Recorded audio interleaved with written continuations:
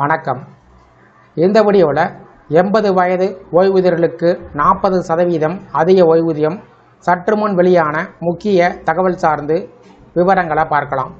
இந்த வீடியோவை தொடர்ந்து பார்க்குறதுக்கு முன்னாடி நம்ம சேனலை இதுவரைக்கும் சப்ஸ்கிரைப் பண்ணாதவங்க சப்ஸ்கிரைப் பண்ணிக்கோங்க.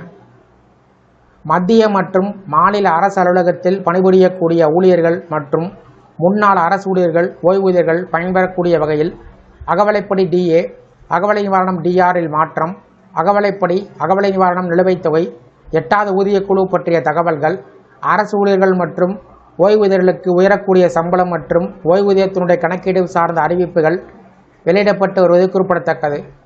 மிக அதிக வயதான ஓய்வூதியர்களுக்கு உடல்நிலையை கருத்தில் கொண்டு கூடுதல் ஓய்வூதியம் வழங்கப்படும் என்று மத்திய அரசு அறிவித்துள்ளது. இது தொடர்பாக லோக்சபாவில் எழுத்துப்பூர்வமான கேள்வி ஒன்றுக்கு பதிலளித்துள்ள மத்திய இணையமைச்சர் ஜிதேந்திர சிங் கூறியிருப்பதாவது: 6வது மத்திய சம்பள கமிஷன் ஒப்புதலின்படி 80 வயதை கடந்த ஓய்வூதியர்களுக்கு 20% கூடுதல் ஓய்வூதியமும், 85 வயதினை கடந்த ஓய்வூதியர்களுக்கு 30% கூடுதல் ஓய்வூதியமும், 90 வயதை கடந்த ஓய்வூதியர்களுக்கு 40% கூடுதல் ஓய்வூதியமும், 100 வயதை எட்டக்கூடிய ஓய்வூதியர்களுக்கு 100% என்ற அடிப்படையில் கூடுதல் ஓய்வூதியம் வழங்கப்படும். ஓய்வூதியர்கள், குடும்ப ஓய்வூதியர்கள் அனைவருக்கும் இது பொருந்தும். இந்த வயதினை ஓய்வூதியர்கள் எட்டியதும் தானாகவே கூடுதல் பென்ஷனை வங்கிகள் வழங்க துவங்கிவிடும்.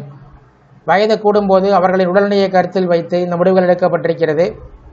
இதற்கான ஆய்வுரைகளை சம்பந்தப்பட்ட துறைகள் மற்றும் வங்கிகளுக்கு அவ்வப்போது அரசு வழங்கி வருவதாக அமைச்சர் தெரிவித்துள்ளார்.